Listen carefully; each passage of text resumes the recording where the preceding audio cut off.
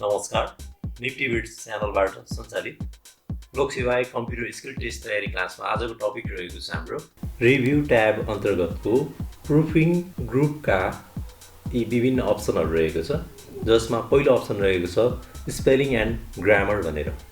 अब यो spelling and grammar भनेको चाहिँ हामीले इङ्ग्लिसमा डकुमेन्टहरू तयार गर्ने क्रममा कतिपय स्थानहरूमा चाहिँ स्पेलिङ र ग्रामरहरूको राम्रोसँग प्रयोग गर्न नजानेको खण्डमा चाहिँ यो वर्ड प्रोग्रामले त्यस्ता स्पेलिङ र ग्रामर इररहरूलाई चाहिँ इन्डिकेसन गर्ने काम गर्छ।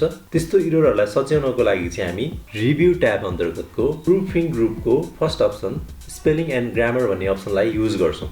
यो डकुमेन्टमा यसरी रेड कलरले जुन लाइन देखाउँछ त्यसलाई हामी स्पेलिङ इरर भनेर भन्छौँ भने यस्तो किसिमको ब्लू कलरको लाइन देखाउनलाई चाहिँ हामी ग्रामेटिकल इरर भनेर भन्छौँ। अब कसरी युज गर्ने त स्पेलिङ एन्ड ग्रामर भन्ने अप्सनलाई?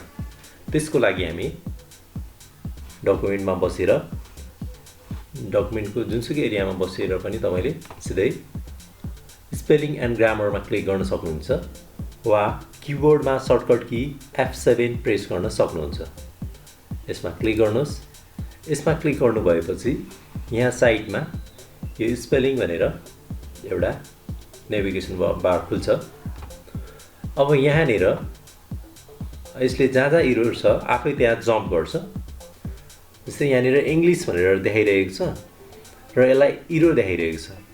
यो इरर चाहिँ किन देखायो भने यो माइक्रोसफ्ट वर्ड प्रोग्रामको डिक्सनरीमा यो स्मल ENGLISH भन्ने वर्ड चाहिँ नभएको हुनाले यसलाई यसले इरर देखायो। अब यसलाई करेक्सन गर्नको लागि यहाँ सजेस्ट गरिरहेको हुन्छ यस्तो किसिमको लेख्न खोज्नु भएको हो कि भनेर। यदि यस्तो गर्न खोज्नु भएको हो भने यसलाई चुज गरिदिनुहोस् र चेन्जमा गएर क्लिक गरिदिनुहोस्। यसले आफै सच्याउने काम गर्छ। अब त्यसपछि यहाँनिर यो ब्लू कलरको अन्डरलाइनले जुन इन्डिकेसन गरिरहेको छ त्यो चाहिँ ग्रामेटिकल इरर हो। हाम्रो फुल स्टप पछि स्टार्टिङ हुने लेटरको पहिलो अल्फाबेट चाहिँ क्यापिटल हुनुपर्ने, यहाँ स्मल थियो, त्यसैले यहाँनिर यसले ग्रामेटिकल इरर देखाइरहेको छ। यसलाई करेक्सन गर्नको लागि यहाँनिरबाट चुज गर्नुहोस्, चेन्जमा क्लिक गरिदिनुहोस्, त्यो पनि हुन्छ। अब त्यसपछि यहाँनिर गएको छ यो वर्डमा जस्तै NiftyVids भनेर लेखेको छु मैले, यसको स्पेलिङ ठिक छ तर पनि यसलाई यहाँनिर इरर भनेर देखाइरहेको छ किनकि यो वर्ड प्रोग्रामको डिक्सनरीमा यो वर्ड छैन, त्यसैले यसले इरर देखाइरहेको छ। यदि तपाईँले यसलाई यो वर्डको डिक्सनरीमा राख्न चाहनुहुन्छ पछि पनि यसलाई युज गर्ने कन्डिसन हुनसक्छ भने तपाईँले यसलाई वर्ड प्रोग्रामको डिक्सनरीमा एड गरेर राख्न सक्नुहुन्छ। त्यसरी एड गरेको खण्डमा यसले इरर वर्ड प्रोग्रामले यसलाई इररमा देखाउँदैन।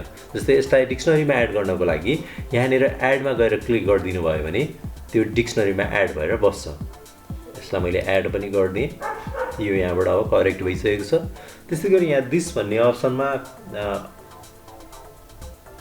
ब्लू कलरको अन्डरलाइन भइरहेको छ, यो भनेको ग्रामेटिकल इरर हो। यहाँ स्मल टी हुनुपर्ने ठाउँमा क्यापिटल भएको छ, यहाँबाट चुज गर्नुहोस्, चेन्जमा क्लिक गरिदिनुहोस्। अब यहाँनिर स्पेलिङ इरर छ, यहाँनिर चाहिँ प्रुफिङ लेख्नुपर्ने ठाउँमा यहाँ प्रुफिङ भएर भएको छ। अब यहाँनिरबाट यसले सजेस्ट गर्छ ती मध्येमा कुन चाहिँ सही छ त्यो एउटा चुज गर्नुहोस् र चेन्जमा क्लिक गरिदिनुहोस्। यसरी चाहिँ हामी सबै डकुमेन्टमा भएको स्पेलिङ र ग्रामरहरू चेक गर्ने काम गर्न सक्छौँ। अब प्रुफिङ अन्तर्गत अर्को अप्सन भनेको छ thesaurus भनेर। thesaurus भनेको चाहिँ कुनै पनि वर्डको सिनोनिम्सहरू के हुनसक्छ भनेर जान्नको लागि हामी युज गर्छौँ। सिनोनिम्सहरू जस्तै उस्तै मिनिङ दिनेलाई हामी सिनोनिम्स भनेर भन्छौँ। जस्तै फर्स्टमा जुन वर्डको thesaurus अर्थात् सिनोनिम्स हामीलाई खोज्नुपर्ने छ त्यो वर्डलाई सेलेक्ट गर्नुहोस् र thesaurusमा गएर क्लिक गरिदिनुहोस्। यसमा क्लिक गर्नु हुने बित्तिकै यहाँनिर देखाउँछ, जस्तै मैले ग्रुप भनेर सेलेक्ट गरेको थिएँ, ग्रुप भनेर देखेको छ र यसको सिनोनिम्सहरू यहाँनिर देखाइरहेको छ, यहाँबाट हामी हेर्न सक्छौँ। यसको लागि युज गर्छौँ यो thesaurus भन्ने अप्सन। र अर्को अप्सन रहेको छ प्रुफिङ अन्तर्गतको वर्ड काउन्ट भनेर।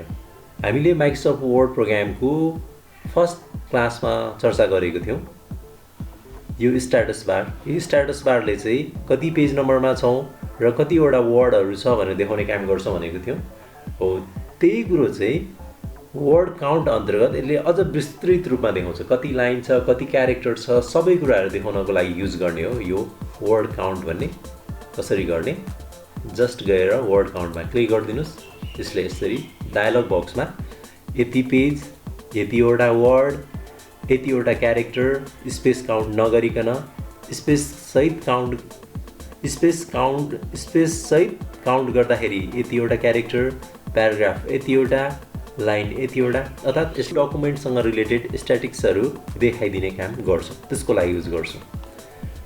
ओके, मैले भिडियोलाई यतिमै एन्डिङ गरेँ।